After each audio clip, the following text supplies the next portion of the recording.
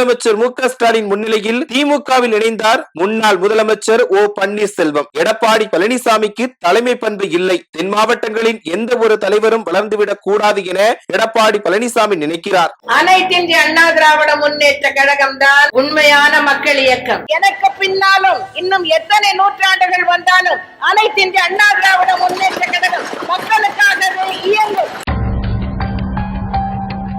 தேனி பெரிய குளத்தை பூர்வீகமாக கொண்டவர் ஓ பன்னீர்செல்வம். சிறுவயது முதலே எம்ஜிஆர் மீது பற்று கொண்ட ஓபிஎஸ் 1973 ஆண்டு அதிமுகவில் இணைந்தார். தொடர்ந்து 1996 ஆண்டு பெரியகுளம் நகராட்சி தலைவராக ஓ பன்னீர்செல்வம் தேர்ந்தெடுக்கப்பட்டார். இதையடுத்து 2001 ஆண்டு முதன்முறையாக சட்டமன்ற உறுப்பினராக வெற்றி பெற்று சட்டமன்றத்திற்கு வந்த ஓ பன்னீர்செல்வம் அதிமுகவின் பொதுச் செயலாளராக இருந்த ஜெயலலிதாவின் நம்பிக்கைக்குரியவராக திகழ்ந்தார். பின்னர் அதிமுகவில் ஜெயலலிதாவிற்கு அடுத்தபடியாக 2ஆம் இடத்தில் வைத்து அழகு பார்க்கப்பட்டார். தொடர்ந்து செப்டம்பர் மாதம் 2001 ஆண்டு டான்சி வழக்கில் ஜெயலலிதா பதவியை இழந்த போது தற்காலிக முதலமைச்சராக நியமிக்கப்பட்டார் ஓ பன்னீர்செல்வம். அப்போது முதல் அதிமுகவின் முக்கிய தலைவர்களில் ஒருவராக பார்க்கப்பட்டார். அதேபோல் சொத்து குவிப்பு வழக்கு தீர்ப்பின் போதும் ஜெயலலிதா உடல்நிலை பாதிக்கப்பட்ட போதும் ஓ பன்னீர்செல்வமே முதலமைச்சராக பதவி வகித்தார். இதனையடுத்து 2002 முதல் 2006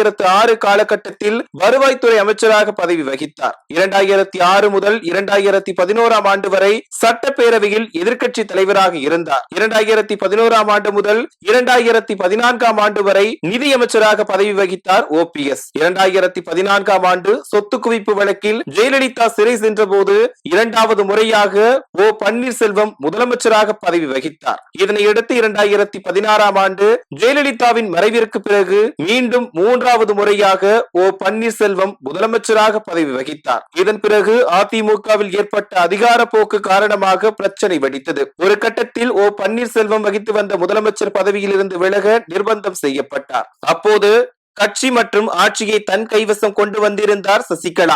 இதனால் அதிருப்தி அடைந்த ஓபிஎஸ் ஜெயலலிதா நினைவிடத்தில் தர்ம யுத்தம் தொடங்கினார். சசிகலா சிறைக்கு சென்ற நிலையில் முதலமைச்சராக இருந்த எடப்பாடி பழனிசாமிக்கு எதிராக நம்பிக்கையில்லா தீர்மானத்தில் கலந்து கொண்டு தனது எதிர்ப்பையும் பதிவு செய்தார் ஓபிஎஸ். இதனையடுத்து பிரிந்து சென்ற ஓபிஎஸ்ஐ அதிமுகவில் இணைக்க பேச்சுவார்த்தை நடத்தப்பட்டது. அதற்கு சசிகலா மற்றும் டிடிவி தினகரனை கட்சியில் இருந்து நீக்கினால் மட்டுமே மீண்டும் அதிமுகவில் இணைவேன் என நிபந்தனை விதித்தார் ஓபிஎஸ். இதனால் அதிமுகவில் இருந்து அந்த 2 பேரும் தூக்கப்பட்டனர். அடுத்ததாக அதிமுக ஒருங்கிணைப்பாளர், துணை முதலமைச்சர் என 4 வருடங்கள் பதவி வகித்த ஓபிஎஸ்க்கு 2021 ஆண்டு சட்டமன்ற தேர்தலுக்கு பிறகு மீண்டும் நெருக்கடி ஏற்பட்டது.